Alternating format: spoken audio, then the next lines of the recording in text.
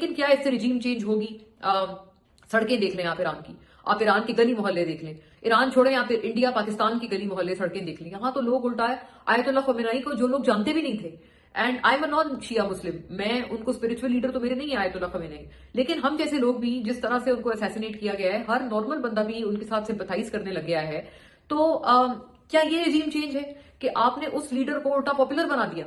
अपने मुल्क में तो उनकी पॉपुलैरिटी बढ़ ही गई है, लाखों की तादाद में लोग निकले हैं, देखें तो सही सड़कों पे। अमेरिका में तो बड़ी अच्छी इंटेलिजेंस है यूएसए की और इसराइल की, ताकि क्योंकि आयतुल्लाह खमेनी के जो शहादत की या उनके असैसिनेशन की जो खबर है कि वो मर गए हैं, ये यूएस को पहले पता चला, इसराइल को पहले पता चला, उसके कई घंटों बाद ईरान ने कंफर्म की ये खबर। पहले उनको पता चल गया था, उनकी इतनी पक्की इंटेलिजेंस है। उस इंटेलिजेंस को बोले ना जाके सड़कों पर देखें कि ईरान में सड़कों का क्या हाल है, किस तरह से लोग निकल आए हैं, और पाकिस्तान में कैसे लोग निकल रहे हैं।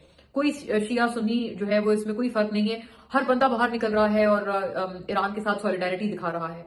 और ये जंग कहां जाकर रुकेगी? यूएस बेसिस होने की वजह से इवन जो ये जो मिडिल ईस्टर्न कंट्रीज हैं, कतर है, बहरीन है, दुबई है, उनको भी यूएई, इन सबको वहां पर ईरान मिसाइल फेंक रहा है। और क्यों फेंक रहा है? क्योंकि उनका तो कोई, उन्होंने तो नहीं वहां पर अटैक किया था, लेकिन फिर भी वहां पर ईरान अपनी मिसाइल फेंक रहा है रिटेलिएशन में, क्योंकि वहां यूएस के बेसिस हैं।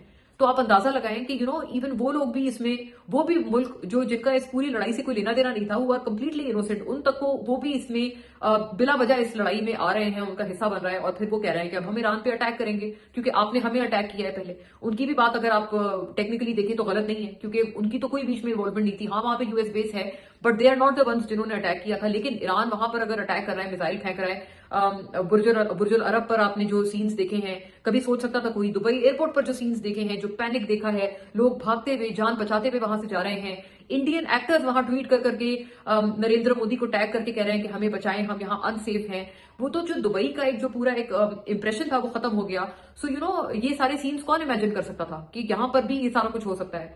सो ये हालात जो हैं ये बिल्कुल अनप्रेसिडेंटेड हैं। और इसमें कोई शक नहीं कि इस अग्रेशन की वजह से वो मुल्क भी उसका शिकार हो गए हैं। मिडिल ईस्टर्न कंट्रीज आए, मतलब हम सारे ये देखते हैं कि उन्होंने तो अटैक नहीं किया, लेकिन उसके बावजूद अगर उनके ऊपर मिसाइल मारे जा रहे हैं, और दुबई जैसा शहर भी अगर सेफ नहीं है, बहरीन, कतर, नेम इट, ये सारे, इन सब की अगर ये सब इस सऊदी अरेबिया, अगर ये सारे इस लड़ाई में आ गए हैं और इनको इसका हिस्सा बना लिया गया है, तो क्या ये उस अग्रेसर की गलती नहीं है जिन्होंने इन सब को बातचीत के बजाय, किसी भी तरह के डायलॉग के बजाय, उन्होंने एयर स्ट्राइक्स और मिसाइल अटैक्स के ऊपर डिपेंड किया, और इन सारे मुल्कों को भी उस लड़ाई में जो है वो घसीट लिया जिनका इस पूरी लड़ाई से कोई हिस्सा ही नहीं था।